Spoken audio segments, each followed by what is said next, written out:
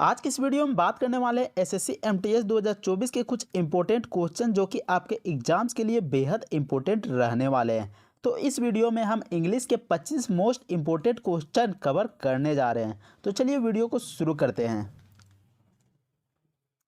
तो पहला क्वेश्चन में एंटोनियम पूछा गया है। तो यहाँ पर फ्यूड का एंटोनियम क्या हो जाएगा? तो यहाँ पर फ्यूड का मतलब क्या होता है? तो फ्यूड का मतलब होता है दुश्मनी। दुश्मनी। इसके अलावा यहाँ पर नीचे में देख सकते हैं 4 ऑप्शन दिए गए हैं। तो ग्रोस का मतलब क्या होता है? तो ग्रोस का मतलब होता है कुल, यानी कि टोटल। इसके अलावा हार्मोनी का मतलब क्या होता है? तो हार्मोनी का मतलब होता है भाईचारा। भाईचारा। इसके अलावा नीचे में दिया हुआ पेरिल, तो पेरिल का मतलब क्या होता है? तो पेरिल का मतलब होता है खतरा। इसके अलावा वीगर दिया हुआ है, तो वीगर का मतलब क्या होता है? तो वीगर का मतलब होता है ताकत। ताकत। तो यहाँ पर फ्यूड का एंटोनियम क्या हो जाएगा? तो ग्रोस का मतलब होता है कुल, हार्मोनी का मतलब होता है भाईचारा, और पेरिल का मतलब होता है खतरा, और वीगर का मतलब होता है ताकत। तो ऐसे में दुश्मनी का उल्टा क्या हो जाएगा? तो दुश्मनी का उल्टा हो जाएगा भाईचारा, यानी कि हार्मोनी। ऑप्शन नंबर बी आपका सही जवाब हो जाएगा। नेक्स्ट क्वेश्चन में यहाँ पर आपको एरर फाइंड करना है, आखिर यहाँ पर क्या गलती हुआ है। तो यहाँ पर देख सकते हैं कि क्वेश्चन पूछा गया है कि all this things happen because she do not पे हिट टू माई वर्ड्स। तो यहाँ पर देख सकते हैं कि बिकॉज शी डू नॉट, तो इस वर्ड को देखिए यहाँ पर ही। तो यहाँ पर देख सकते हैं सी के साथ यहाँ पर डू लगा गया है। तो यहाँ पर देख सकते हैं सी के साथ डू लगाया गया है, तो यहाँ पर डू नहीं लगेगा। तो सी के साथ क्या क्या लगता है? तो सी के साथ यहाँ पर डज लगता है। सी के साथ डज लगता है, यानी कि V5 लगता है। तो V5 किसके किसके साथ लगता है? तो ही हो जाएगा, इसके अलावा सी हो जाएगा, या फिर इट हो जाएगा, या फिर कोई सिंगुलर नाउन हो जाएगा। तो इसके साथ यहाँ पर डज लगता है, तो सी के साथ यहाँ पर डज लगना चाहिए था। तो ऐसे में आपका जो बिकॉज सी डू नॉट है वो आपका यहाँ पर एरर आ जाएगा। तो ऑप्शन नंबर यहाँ पर डी सही हो जाएगा। नेक्स्ट क्वेश्चन में पूछा गया है एंटोनियम। तो इस सेंटेंस में इंटाइस्ड का यहाँ पर एंटोनियम बताना है। तो इंटाइस्ड का मतलब क्या होता है? तो इंटाइस्ड का मतलब होता है लुभाना। लुभाना, या फिर बहलाना, या फिर फुसलाना, या फिर किसी को राजी करना। तो इंटाइस्ड का मतलब ये होता है। तो यहाँ पर देख सकते हैं 4 ऑप्शन दिए गए हैं। तो यहाँ पर रिपल्स्ड, रिपल्स्ड का मतलब क्या होता है? अस्वीकार कर देना। अस्वीकार कर देना।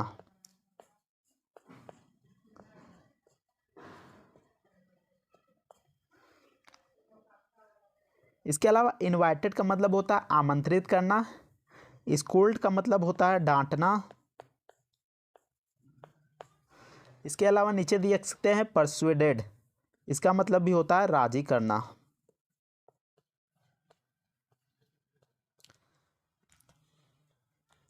तो ऐसे में देख सकते हैं इंटाइस्ड का मतलब होता है राजी करना, लुभाना, या फिर बहलाना। तो ऐसे में जो रिपल्स्ड हो जाएगा, यानी कि किसी चीज़ को अस्वीकार कर देना, तो वो आपका सही हो जाएगा। तो ऐसे में ऑप्शन नंबर ए आपका सही हो जाएगा। नेक्स्ट क्वेश्चन में एंटोनियम पूछा गया। तो यहाँ पर देख सकते हैं कोऑपरेटिव का यहाँ पर एंटोनियम बताना है। तो यहाँ पर 4 ऑप्शन दिए गए हैं। तो देख सकते हैं यहाँ पर रेसिप्रोकल, तो रेसिप्रोकल का मतलब क्या होता है? पारस्परिक। इसके अलावा प्रिवेंट का मतलब होता है रोकना। रोकना, या फिर बाधा डालना। बाधा डालना। इसके अलावा सेल्फिश का मतलब होता है स्वार्थी। तो यहाँ पर देख सकते हैं एंटोनियम पूछा गया कोऑपरेटिव। तो कोऑपरेटिव का मतलब होता है सहयोगी। और यहाँ पर देखते हैं एंटोनियम पूछा गया, तो यहाँ पर अनसपोर्टिव, यानी किसी को सपोर्ट नहीं करना। तो ऐसे में आपका ऑप्शन सी यहाँ पर सही हो जाएगा। नेक्स्ट क्वेश्चन में पूछा गया यहाँ पर आपको एरर फाइंड करना है। तो यहाँ पर सेंटेंस दिया गया है they did not gives the child anything to eat और नो एरर। तो यहाँ पर कौन सा सही हो जाएगा? तो यहाँ पर देख सकते हैं यहाँ पर डिड लिखा हुआ है और डिड के साथ यहाँ पर हमेशा वर्ब 1 लगता है, लेकिन यहाँ पर वर्ब 5 दे दिया गया है। तो ऐसे में जो बी नंबर है वो आपका यहाँ पर सही जवाब हो जाएगा। नेक्स्ट क्वेश्चन में सेंटेंस इंप्रूवमेंट करना है। तो यहाँ पर देख सकते हैं professor said that I will be late for the lecture. तो यहाँ पर देख सकते हैं सेंटेंस की जो शुरुआत हो रही है वो यहाँ पर पास्ट में शुरुआत हो रही है, क्योंकि यहाँ पर देख सकते हैं सेड वर्ड दिया गया है। तो ऐसे में यहाँ पर जो विल भी दिया गया है तो यहाँ पर देख सकते हैं यहाँ पर फ्यूचर आ गया, तो यहाँ पर भी पास्ट होगा। तो यहाँ पर ऑप्शन में देख लीजिएगा, तो यहाँ पर देख सकते हैं यहाँ पर सेल लिखा हुआ है एक में, तो ये नहीं हो सकता है। इसके अलावा यहाँ पर मे लिखा हुआ है, यहाँ पर इज लिखा हुआ है, तो ये तीनों ऑप्शन नहीं हो सकता है। यहाँ पर देख सकते हैं वुड लिखा हुआ है, तो ऐसे में आपका ऑप्शन सी यहाँ पर सही जवाब हो जाएगा। नेक्स्ट क्वेश्चन में यहाँ पर आइडियम का क्वेश्चन पूछा गया है। तो यहाँ पर देख सकते हैं क्वेश्चन में पूछा गया है कि सेल लाइक हॉट केक्स। तो इसमें आपको क्या लगता है क्या होगा? तो यहाँ पर आपका जवाब जो हो जाएगा वो हो जाएगा क्विक सेल आउट, यानी कि बहुत जल्दी बिक जाना। नेक्स्ट क्वेश्चन में आपको एरर फाइंड करना है। तो यहाँ पर सेंटेंस दिया गया है the real life stories of these children are very hard to believing. तो यहाँ पर देख सकते हैं टू यहाँ पर लगा हुआ है और टू के साथ हमेशा V1 आता है, लेकिन यहाँ पर देख सकते हैं V4 आ गया है। तो ऐसे में जो आपका ऑप्शन सी है वो यहाँ पर सही जवाब हो जाएगा, क्योंकि यहीं पर एरर है। नेक्स्ट क्वेश्चन में वन वर्ड सब्स्टिट्यूशन आपको बताना है।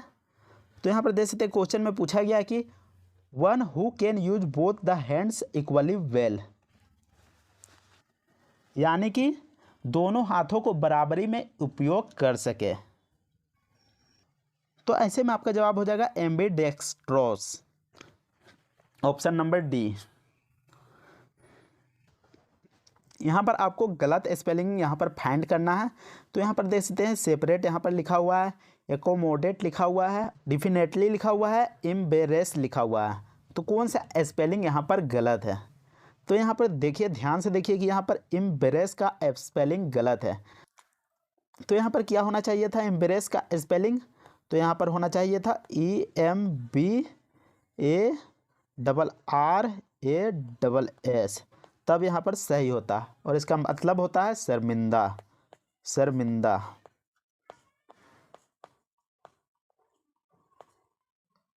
तो ऐसे में आपका ऑप्शन डी यहाँ पर सही हो जाएगा। नेक्स्ट क्वेश्चन में आइडियम पूछा गया है। तो यहाँ पर क्वेश्चन में पूछा गया है कि लेट स्लीपिंग डॉग्स लाई, यानी कि सोए हुए कुत्ते को पड़े रहने दो। तो इसका जवाब हो जाएगा live an exciting situation as it,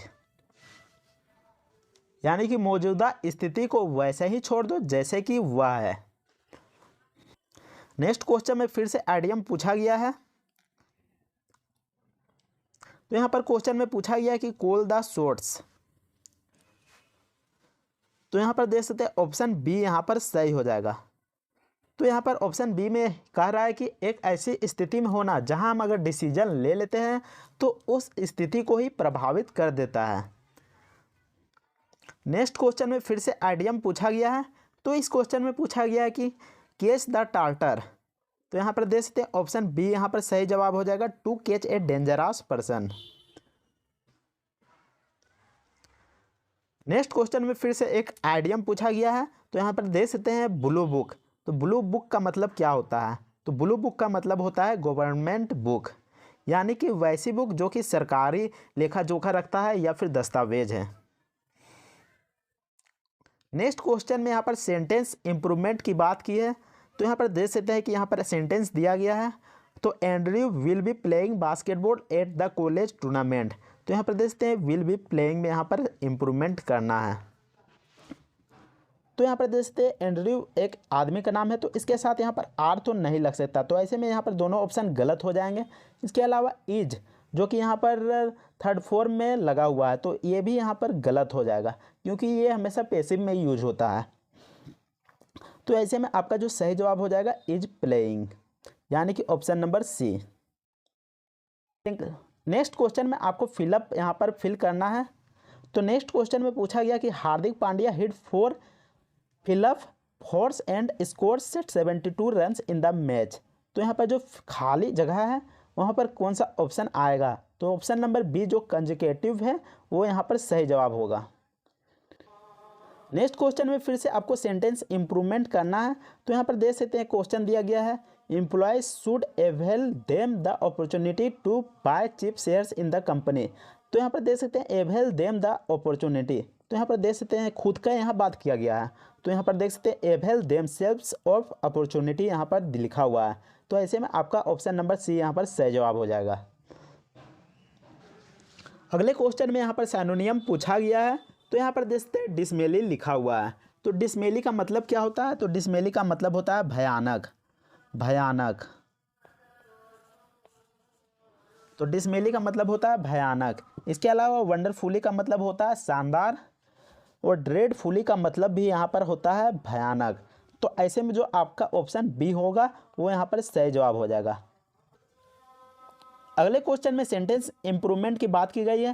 तो यहाँ पर सेंटेंस को पढ़ लेते हैं। He bought a very expensive piece of furniture for his new apartment. तो यहाँ पर देख सकते हैं जो फर्नीचर वर्ड है वो यहाँ पर अनकाउंटेबल है। ऐसे में जो अनकाउंटेबल होता है उसके साथ सिंगुलर यूज होता है। तो यहाँ पर ऑप्शन में देख सकते हैं कि सभी ऑप्शन में यहाँ पर एस लगाए गए हैं, यानी कि प्लूरल लगाए गए हैं। तो ऐसे में आपका ऑप्शन डी नो इम्प्रूवमेंट आपका सही जवाब हो जाएगा। अगले क्वेश्चन में आपको फिलअप को यहाँ पर फिल करना है। तो क्वेश्चन में पूछा गया है कि if broadly beneficial immigration is to be sustained destination countries must acknowledge and fill up the real risk that it raises. तो यहाँ पर देख सकते हैं एक्नॉलेज लिखा है, तो इसका मिलता जुलता यहाँ पर शब्द को यहाँ पर लिखना है। तो यहाँ पर जो आपका ऑप्शन बी है एड्रेस यहाँ पर सही जवाब हो जाएगा। नेक्स्ट क्वेश्चन में यहाँ पर फिलअप भरना है। तो यहाँ पर देख सकते हैं इतना बड़ा क्वेश्चन दिया गया, लेकिन आपको यहाँ पर घबराना नहीं है, क्योंकि यहाँ पर देख सकते हैं जो फिल इन द ब्लैंक्स है उसका आगे में यहाँ पर हेज लगा हुआ है, और हेज के साथ हमेशा वर्ब 3 यूज होता है। लेकिन यहाँ पर देख सकते हैं यह V1 है, यह V5 है और यह V4 है। तो यहाँ पर बचता क्या है? Option number C. तो आपका ऑप्शन नंबर सी यहाँ पर सही जवाब हो जाएगा। नेक्स्ट क्वेश्चन में यहाँ पर सिनोनिम पूछा गया है। तो यहाँ पर एक सेंटेंस दिया गया है और सेंटेंस के अंदर यहाँ पर लिखा गया है एग्रेवेटेड। तो एग्रेवेटेड का मतलब यहाँ पर क्या होता है? तो एग्रेवेटेड का मतलब होता है किसी चीज़ को बिगाड़ना या फिर भड़काना। तो यहाँ पर 4 ऑप्शन दिए गए हैं। तो ऑप्शन ए में दिया गया है एग्जैजरेटेड, तो इसका मतलब होता है बढ़ा चढ़ाकर। इसके अलावा में नीचे में दिया गया है एमलियोरेटेड, तो इसका मतलब होता है सुधार। और यहाँ पर नीचे में दिया गया है सी नंबर में पेसिफाइड, यानी कि शांत करना। और नीचे डी में दिया गया है, इसका मतलब होता है उकसाना या फिर भड़काना। तो जैसा कि मैंने यहाँ पर बताया कि एग्रेवेटेड का मतलब होता है भड़काना या फिर किसी चीज़ को बिगाड़ना। तो यहाँ पर आपका जो ऑप्शन डी है प्रोवोकेट वो यहाँ पर सही हो जाएगा, क्योंकि इसका मतलब भी होता है उकसाना और भड़काना। तो यहाँ पर देख सकते हैं नेक्स्ट क्वेश्चन में आपको यहाँ पर फिल इन द ब्लैंक्स पूछा गया है। तो यहाँ पर देख सकते हैं the bottom surface of this sea ice is thick slurry of floating ice crystals and my descents fill in the blanks them in motion. तो यहाँ पर क्या हो सकता है? तो यहाँ पर देख सकते हैं जो सेंटेंस चल रहा है वो प्रेजेंट में चल रहा है। तो यहाँ पर जो हेड है वो यहाँ पर कभी नहीं आ सकता। इसके अलावा हेज के साथ हमेशा V3 लगता है। तो यहाँ पर सेटिंग भी नहीं आ सकता है, क्योंकि सेटिंग यहाँ पर V4 है। इसके अलावा यहाँ पर हेव भी नहीं आ सकता। तो ऐसे में ऑप्शन सी यहाँ पर सही जवाब हो जाएगा, हैज सेड। नेक्स्ट क्वेश्चन में यहाँ पर सिनोनिम पूछा गया है। तो फैसिलिटेट का सिनोनिम क्या होगा? तो यहाँ पर फैसिलिटेट का मतलब होता है आसान कर देना, आसान कर देना। इसके अलावा हम देख सकते हैं रेस्ट्रिगेटेड लिखा हुआ है। तो रेस्ट्रिगेटेड का मतलब होता है रोकना, रोकना। इसके अलावा इनेबल का मतलब होता है सक्षम या समर्थ या फिर योग्य। लिमिटेड मतलब होता है सीमित। इसके अलावा हिंडर्ड का मतलब होता है बाधा डालना, बाधा डालना। तो ऐसे में यहाँ पर फैसिलिटेट पूछा गया है, यानी कि आसान कर देना। तो आसान कर देना का मतलब यहाँ पर क्या हो जाएगा? तो यहाँ पर इनेबल्ड यहाँ पर सही जवाब हो जाएगा, क्योंकि यहाँ पर आसान कर देना यानी कि एक तरह से योग्य बना देना या फिर समर्थ सक्षम कर देना। तो यहाँ पर ऑप्शन बी यहाँ पर सही जवाब हो जाएगा। नेक्स्ट क्वेश्चन में फिर से यहाँ पर साइनोनियम पूछा गया है। तो यहाँ पर वर्ड है टेम। तो टेम का मतलब क्या होता है? तो टेम का मतलब होता है वश में करना, वश में करना, वश में करना। तो नीचे में देख सकते हैं यहाँ पर ऑप्शन दिए गए हैं एनिमेटेड, डोसाइल। तो डोसाइल का मतलब होता है विनम्र, विनम्र, या फिर अपने अधीन कर लेना। इसके अलावा यहाँ पर नीचे दिया गया है स्पिरिटेड। तो यहाँ पर होता है स्पिरिटेड का मतलब होता है साहसी।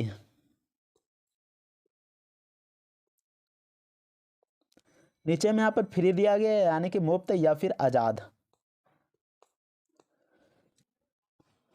तो यहाँ पर टेम का यहाँ पर क्या हो जाएगा सिनोनिम? तो यहाँ पर जो डोसाइल है यानी कि विनम्र या फिर अपने अधीन कर लेना, वो यहाँ पर आपका सही जवाब हो जाएगा। क्योंकि टेम मतलब वश में करना होता है और डोसाइल का मतलब भी हो जाता है अपने अधीन कर लेना, यानी किसी को अपने में मिला लेना या फिर अपने गुलाम बना लेना, वैसे ही कह सकते हैं। तो यहाँ पर टेम का मतलब हो जाएगा डोसाइल। इस सिनोनियम का जवाब आपको कमेंट सेक्शन में हमें कमेंट करके देना है। तो यहाँ पर होप का मतलब पूछा गया है। तो होप का सिनोनियम क्या होगा? कॉजन, रियलिज्म, साइनिज्म या फिर वेस्म? तो आप हमें इस सवाल का जवाब हमें कमेंट सेक्शन में कमेंट करके दें। अगर वीडियो पसंद आता है तो वीडियो को लाइक ज़रूर कीजिएगा। इसके अलावा चैनल को सब्सक्राइब भी कीजिएगा। तो मिलते हैं नेक्स्ट वीडियो में, तब तक के लिए जय हिंद, वंदे मातरम।